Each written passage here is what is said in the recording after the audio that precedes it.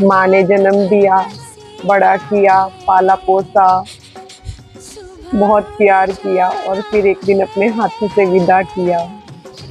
माँ बेटी का सफर क्या एक माँ के लिए इतना आसान होता है? उस माँ से पूछ के देखो, जो माँ अपनी बेटी को विदा करती है, हंसते हंसते हुए विदा करती है, उसकी आंखें भरी होती है, लेकिन फिर भी वो अपनी बेटी को विदा करती है। बचपन की वो यादें, वो खिलौने, वो मम्मी पापा, भाई बहन, सबका प्यार। मिस यू माँ।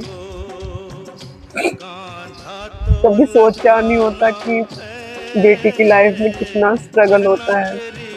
फिर एक दिन वो खुद माँ बनती है, तो उसे पता चलता है कि माँ क्या होता है, कैसे एक माँ अपने बच्चे को अपने से दूर करती है।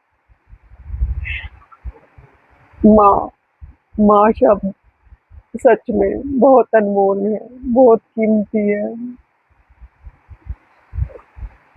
अगर हम अपने माँ बाप को अपने बोलते हैं ना अपनी खाल भी उतार के पहना दें, वो भी कम है। माँ, माँ एक ऐसी भगवान ने बनाया है कि माँ बस माँ बता देता